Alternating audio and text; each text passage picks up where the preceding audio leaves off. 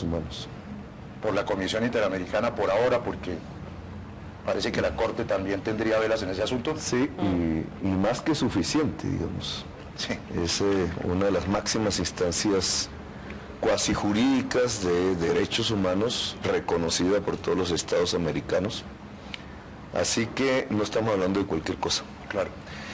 Doctor Petro, mire, a mí desde un principio de la Bogotá humana, que se ve trunca por su salida, pero que pues allá están los secretarios trabajando y etcétera, lo que más me interesó y me hizo reflexionar fue el concepto del humano, desde luego, pero ligado a una cosa profundamente novedosa en la política colombiana y en la ejecución de las políticas públicas en Colombia, que fue el concepto de modernidad. Ahora que usted hace el balance de estos años, ¿cómo incrusta la modernidad dentro de ese proyecto? Es indudable, los datos lo muestran. No es una modernidad pensada como en el siglo XX. En el siglo XX la modernidad era cemento. ¿Cómo corren de rápido los carros por las autopistas? El modelo de Miami. O de Peñalosa. De Miami, diría yo. Ajá. Peñalosa está entre los dos mundos. Ya. Y hay una modernidad del siglo XXI. La modernidad del siglo XXI reconoce una serie de problemas que antes no se reconocían. El cambio climático, la posibilidad de que los cambios agudos del clima provocan muerte, destrucción de ciudades enteras, ya lo hemos visto. La necesidad de la inclusión como un factor de desarrollo de las ciudades, de igualdad, de equidad y algo fundamental, la riqueza en el siglo XXI es el saber.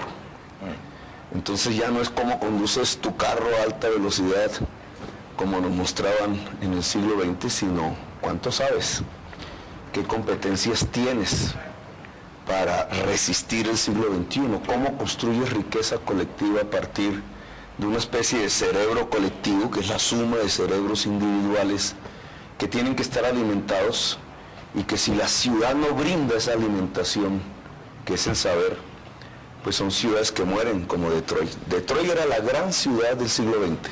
Se acabó La la ciudad ciudad del automovilística allí y ¡pam! Y murió. Hay muchas ciudades de Estados Unidos que van en ese tipo de proceso, y un poco el indicador es la tasa de homicidios. La capital de Estados Unidos, Washington, tiene una tasa de homicidios por cada 100.000 habitantes mayor que la ciudad de Bogotá. La ciudad de Bogotá avanzó en sus indicadores de modernidad del siglo XXI. Y le enseñamos a Colombia, y fuimos objeto de estudio del mundo, y lo somos aún, por las conquistas que se lograron. Doctor Petro, mire, acaba de ocurrir una cosa que usted ya ha reaccionado frente a eso, que es la suspensión provisional, se supone, del Plan de Ordenamiento Territorial de Bogotá, es decir, de la línea conductora del futuro de la ciudad. ¿Cuál es su primera apreciación de lo que se está truncando con esa detención del POT?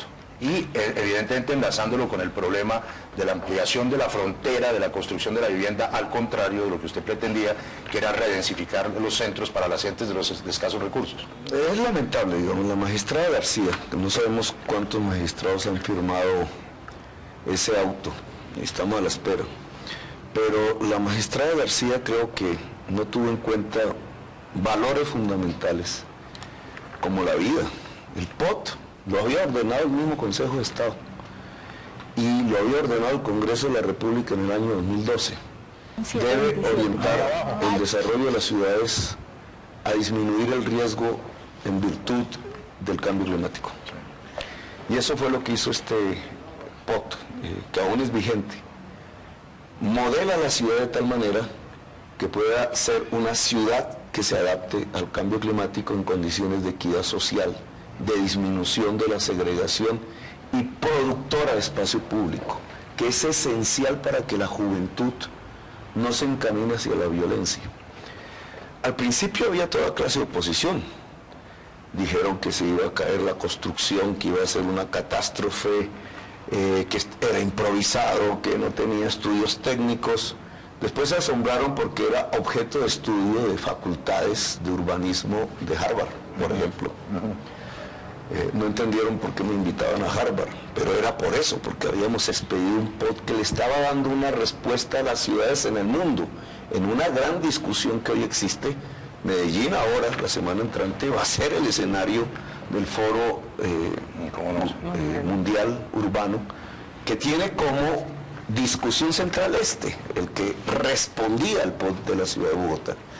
Ahora, los constructores hoy, no el gremio, los constructores están absolutamente apesadumbrados porque en los 6 meses tuvieron la oportunidad de hacer los ejercicios, de hacer las sumas, de calcular si era cierto que este POT acababa la construcción, etcétera, y descubrieron que era un POT absolutamente benéfico para la ciudad y que incluía sus negocios particulares con una tasa de ganancia normal. Es decir, que se puede hacer vivienda de pobres, para personas con menos capacidad de pago, que se puede generar espacio público a partir del proceso constructivo, que se puede pensar en la construcción de esas 11.000 hectáreas en lo que llamamos el centro ampliado de la ciudad, sin ir al borde, sin romper el territorio que generalmente es agua y tierra fértil, produciendo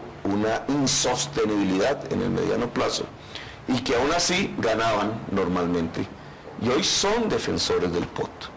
Los que antaño se oponían, hoy lo defienden. Así que es lamentable que una decisión unilateral, personal, no haya permitido que la ciudad viva lo que significa el ordenamiento territorial en el siglo XXI. Claro.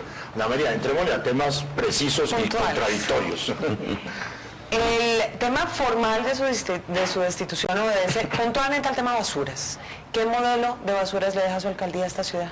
Pasan a ser residuos, ¿no? Y ese cambio de palabra es fundamental. Basuras es lo que no vale nada, lo inservible, lo que se tira. De ahí apareció la palabra triste de desechable. ¿Cómo no? Confundieron el reciclador con la palabra desechable. La policía lo utilizaba así. Va al relleno sanitario y allí, sin que nadie lo vea, se convierte en gas metano, que es el principal gas contaminante de la ciudad de Bogotá. En segundo lugar está el relleno sanitario y el gas de mayor capacidad de incidencia en el efecto invernadero del planeta. Nosotros volvimos, es un residuo. ¿Residuo qué es? Que vale, que no es desechable y que no debe ir al relleno sanitario, sino que puede ser utilizado por la sociedad misma como materia prima en otros procesos. Y ese que antes llamaban desechable, lo volvimos un ser humano digno. Era ya digno, pero dignificamos su profesión, reconocida hoy por la sociedad. Dándole trabajo remunerando su labor, como lo ordenaba la Corte Constitucional. Por cumplir una sentencia de la Corte Constitucional me destituí. Y eso es un absurdo. ¿No está funcionando la recolección de basuras en Bogotá? Los datos que presentaron, que no me dejaron presentar a mí, sobre el balance del sistema de aseo en el año 2000.